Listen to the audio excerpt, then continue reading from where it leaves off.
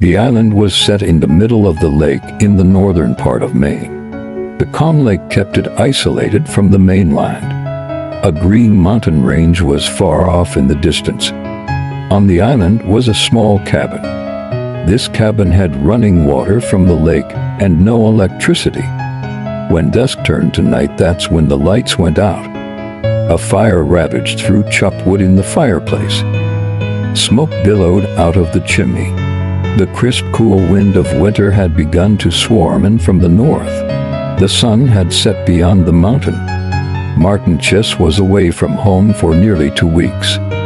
Going north was a way for him to revitalize the creative process. Back home, writer's block tormented him. He lived in the same village that Walt Whitman once resided in. It was just him, his thoughts, and the manuscript he'd been working on for nearly 2 years. No internet, no remarkable way to escape the job that needed to get done. He rolled paper full of tobacco and sparked it up. Smoke cascaded from the side of his lips. He leaned back in his chair and thought about his wife back home.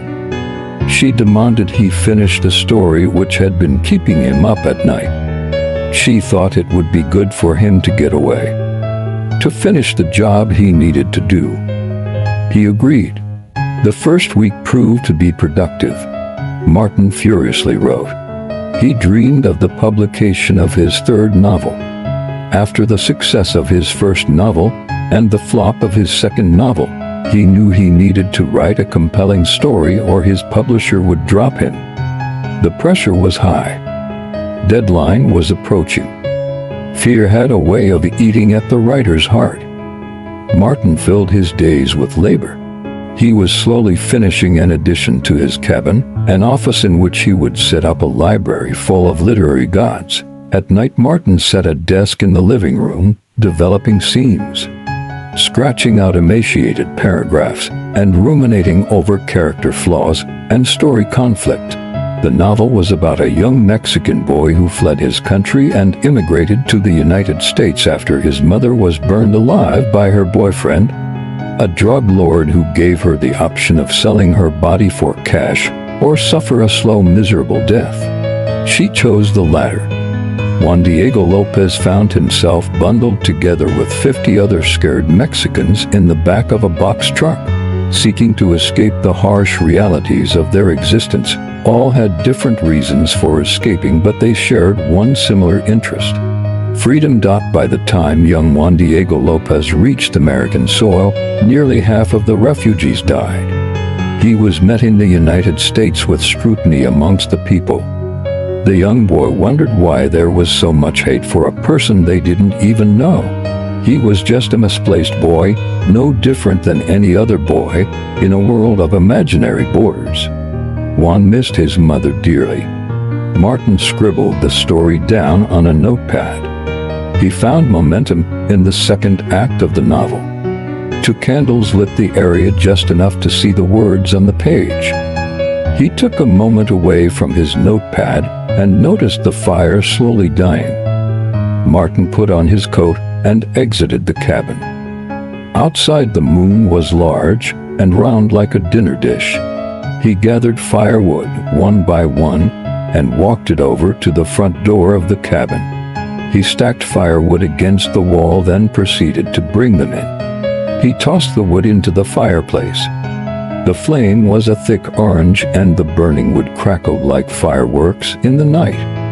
Martin settled back into his chair, overlooking his creative work. The words had flesh to them. He took a long, deep breath, picked up the pencil, and continued writing. Outside, the lake was still. The moonlight gleamed across its surface, reflecting dark pine trees. There was a rustling amongst the trees on the mainland. A black bear appeared.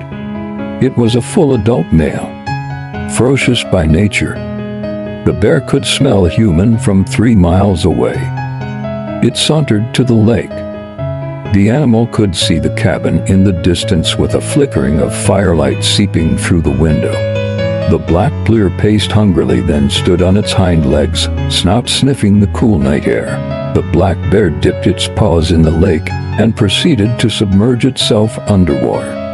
It swam towards the isolated island. Martin was deep in literary thought, pencil rapidly moving across the page. The writer's block had been completely destroyed of any sort of life. Martin conjured up scenes of Juan Diego Lopez living on American soil and the conflict which persisted as an illegal immigrant amongst citizens who forgot their ancestors were once immigrants. As well, the fire was burning brightly in the fireplace.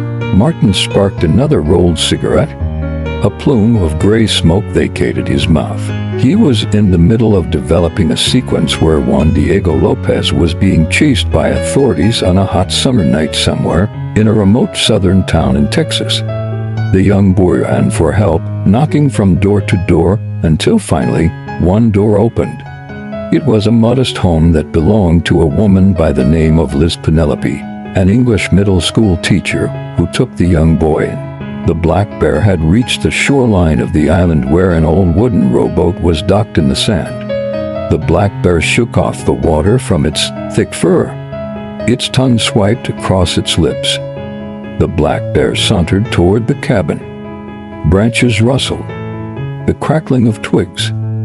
Martin leaped from his seat and ran to the window. Outside, a bear was approaching. Martin squinted and noticed the giant animal in the distance. He darted to the bedroom. It was dark. Martin opened the closet door and pulled out a rifle. He fumbled for bullets as the roaring growls of the bear echoed across the island. Martin finally managed to secure the bullets into the chamber. He was locked and ready to unleash hell. The bear broke through the front door of the cabin. Its massive body pushed through the doorway and knocked over the desk. The notepad landed on the floor. Pages of the story flapped against a gust of wind that entered through the broken doorway. Martin could smell the raw stench of the dirty animal creeping closer. He knelt down, aiming the rifle at the bedroom door frame, one eye closed as he softly whispered a quick and nervous prayer to his unknown deity. "Dear Lord, give me the strength to kill this animal in the presence of your spirit. It's my life against his, and I have a book to finish." The black bear roared again. This time the sound shook the inner core of Martin's stomach. He closed one eye, aimed, and took a deep breath. The black bear showed its face. They locked eyes. Two species of earth, men against the wilderness. The black bear thrusted forward. Martin pulled the trigger. The weapon fired. Bullets ricocheted off the bedroom wall. One bullet caught the bear in the belly, but it was too robust. The bear raised its giant paw and without hesitation swiped across the writer's body. Martin fell back. His head cracked against the wall. Martin was face down on the ground, bones crushed by deadly force. A pool of blood formed around his body. The bear sniffed the back of Martin's neck and opened its massive jaws, teeth like knives as it sunk into the writer's flesh. The rifle abandoned on the floor.